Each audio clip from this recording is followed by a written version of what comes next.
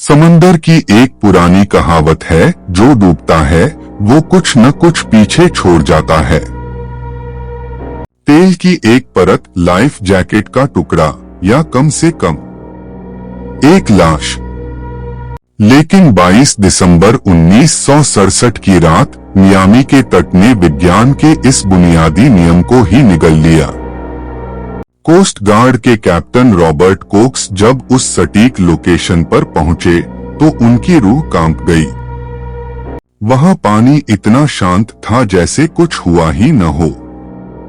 23 feet की फौलादी नाव, जिसका engine अभी 10 मिनट पहले चल रहा था, वो बिना एक बुलबुला छोड़े गायब थी।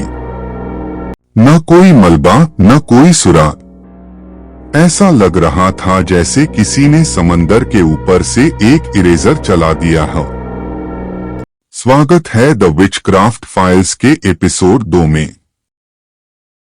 पिछले एपिसोड में हमने सुना वो डरावना SOS कॉल। आज हम बात करेंगे उस सर्च ऑपरेशन की जिसने अमेरिकी नौसेना के होश उड़ा दिए। आज का अध्याय, असंभव गायब। न मलबा मिला, न कोई लाश।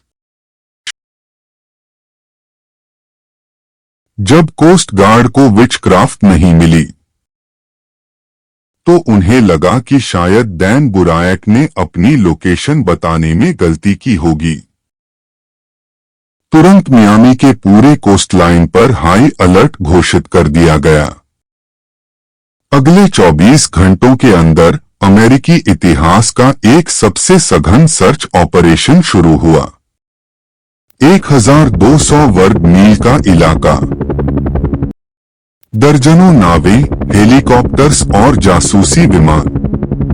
मियामी का हर कोना छाना गया। कोस्ट गार्ड के पास एक ही सवाल था, अगर नाव डूबी है तो उसका डेब्री फील्ड कहाँ है। याद रहे, विचक्राफ्ट में भारी कुशन, लकड़ी के फर्नीचर और लाइफ जैकेट्स थे। ये चीजें कभी नहीं डूबती, इन्हें पानी पर तैरना ही था।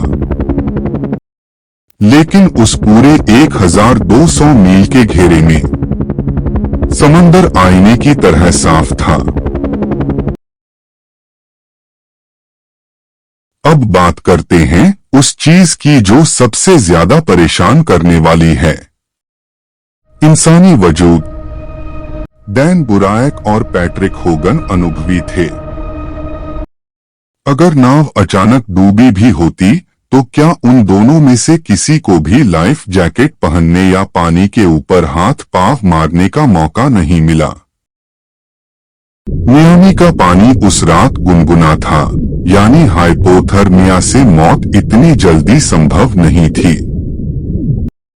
हवा की दिशा और लहरों के बहाव का हिसाब लगाया गया।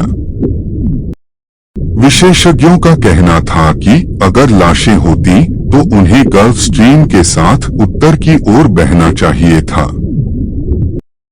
लेकिन अगले कई हफ्तों तक फ्लोरिडा से लेकर बहामास तक एक भी इंसानी अवशेष नहीं मिला।